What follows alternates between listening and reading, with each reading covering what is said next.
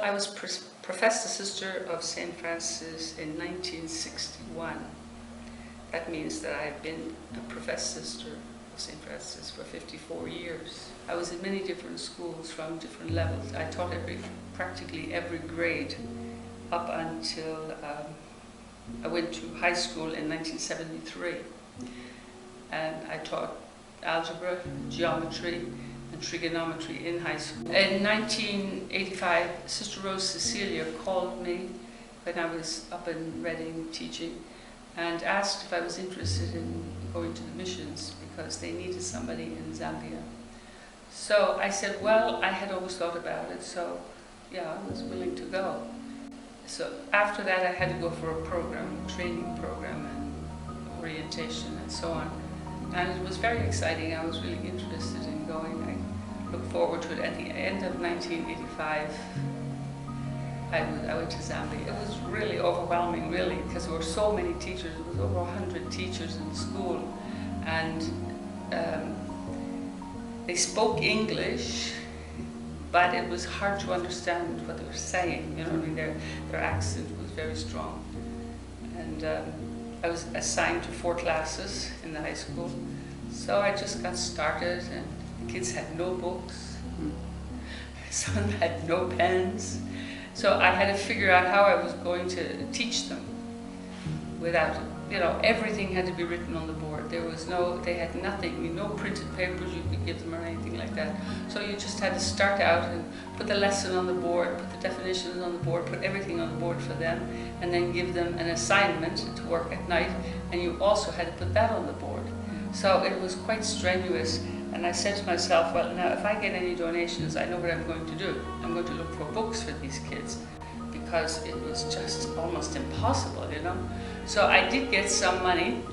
Somebody told me about a brother who had published a book from past exams. It wasn't like a perfect book, but it was a book and it had questions and so on. You know. So I bought some of them from him, enough to cover my class. I think I had about 50 books I bought, and then we were to share them. So that's how I got started in Zambezi, with my teaching my math, you know. I mean, just nothing. Everything had to be in your head. I started a knitting club. The girls joined the knitting club and made sweaters for their teachers, which the teachers bought, which gave us money, which helped us to buy bed linens and mattresses for their beds in the dormitory. So it was very interesting.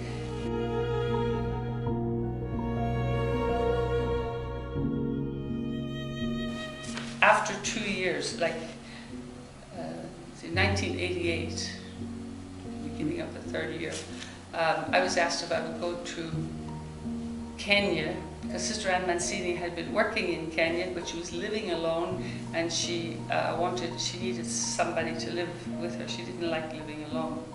So I said I would, and so I moved from Zambia to Kenya. That's how I got into Kenya, and I spent the rest of my years, my 27 years there, in Kenya. Sister Mary came along and she asked us if we would give 1 year to this Lawson High School, because she had no principal and she wanted to get the school started. It was a school for the AIDS orphan children, and she wanted to get it started.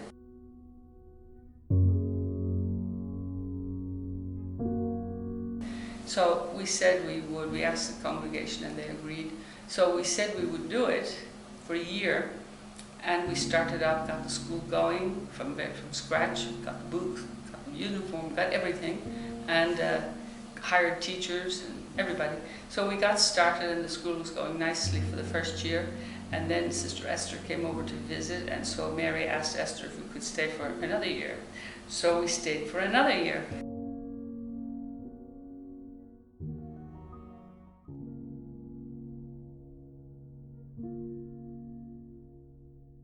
Very interesting school because of the fact that these children had nothing, you know. They were being supported by Nyambani.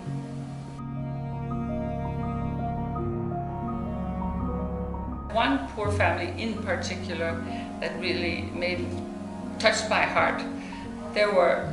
We got word that there were 6 children living alone in a little hut and the oldest of them was 15 years old. He was a boy, and he was trying to take care of his siblings, sending them to school. And of course they had to pay to go to school, and he didn't have money, so they were in school one day, out the next day kind of thing. They got sent home to get the money.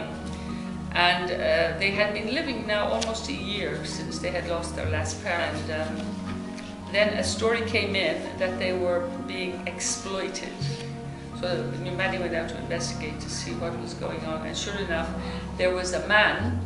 Because they were children, they had no adult with them, he decided he was going to go in and live with them. So he just moved in with them, and the story was that he was abusing the older girl who was about 12 years old. And so Nyambani got in on the case, and they brought those children to Nyambani. They were very, very, very shy and terrified almost when they came to the school. I had the older boy in class. He was a high school boy, but very far behind in the work. But within a year, he was such a bright little fellow that within a year, he was doing very well. I got very competitive with the other students. So it was really nice to see that family, settling in the village and getting used to a life, where they had food on the table, they had clothes, they were given clothes to wear.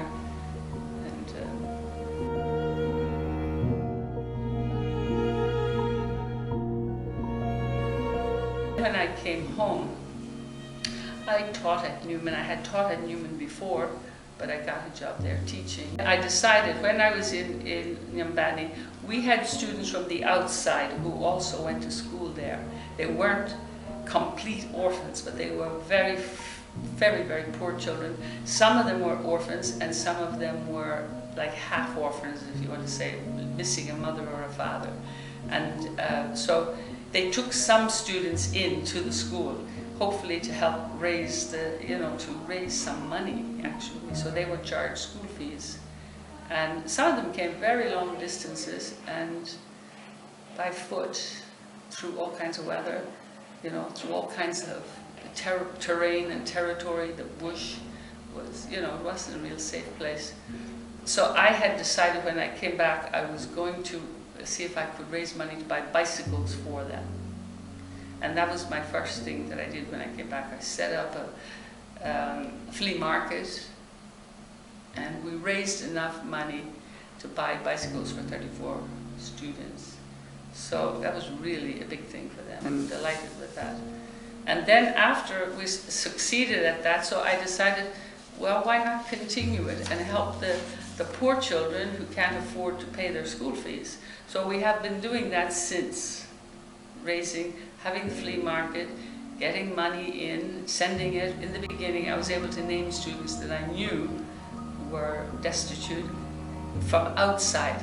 Not the inside students, because I knew the ones that were the orphans in Nyambani were going to be supported by Nyambani. They were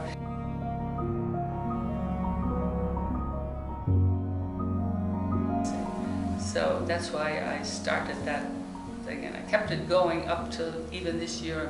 It's going to be October 16, 17, and 18.